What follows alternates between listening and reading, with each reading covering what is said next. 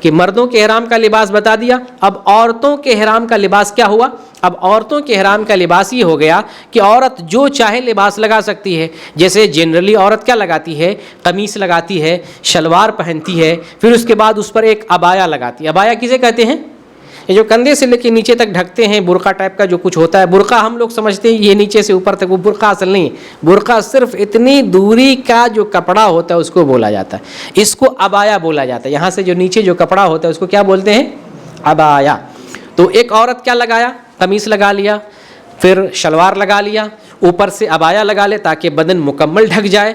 اب ہاتھ میں دستانہ تو لگانا نہیں, چہرے کا بھی پردہ کرنا ہے, سر کا بھی پردہ کرنا ہے. اب اس کے لیے کیا لگانا ہے؟ اس کے لیے ایک بڑی چادر لے آئے. بڑی چادر کا استعمال کرے عورت, اور اس چادر سے سر کا, چہرے کا, ہاتھ کا, پورے کا پردہ کرے. اور اگر اسکارف ہو, ایسا اسکارف جس میں پلو بنا ہوا ہو, یا نقاب ہی ایسا ہو, نقاب ایسا ہو جس میں پلو بنا ہوا, یہ اتنے تک نہیں, چھوٹا والا نہیں, پلو لمبا جو انڈیا میں چلتا ہے, لمبا گھیرا والا نیچے تک آتا ہے.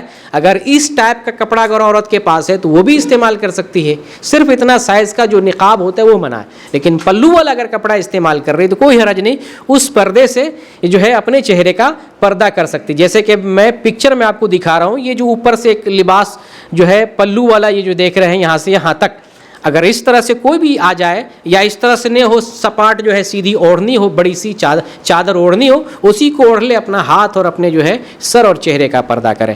تو عورت کا یہ لباس احرام کی حالت میں ہے. احرام کی حالت میں قمیص, شلوار, اور جو ہے پھر عبایا لگا لے, ایک بڑی چادر لے لے, اور پھر پیر کا جہاں تک مسئلہ ہے وہ کچھ بھی استعمال کر سکتی, جوتا, موزہ, اس کے لیے ٹخنا وخنا کا مسئلہ نہیں. عورت پردے والی چیز ہے, اس لیے عورت کے لیے چپل کا مسئلہ نہیں. عورت جو بھی چاہے, جوتے, چپل, جو بھی موزہ جو بھی لگائے, اس میں کوئی حرج کی بات نہیں. اور احرام کی حالت میں عورت جو ہے انگوٹھی لگائی ہو, یا چین پہنی ہو, یا جو ہے گھڑی پہنی ہو, یا بالی لگائی ہو, ناک میں کچھ لگائی ہو, اسے اتارنے کی ضرورت نہیں ہے. لیکن چونکہ زینت کی چیزیں ہیں تو یہ چھپی رہنی چاہیے اجنبیوں سے. ایسا نہ ہو کہ گھڑی وڑی لگائے ہوئے اور کھول کے چل رہی ہے, ایسا نہیں ہونا چاہیے.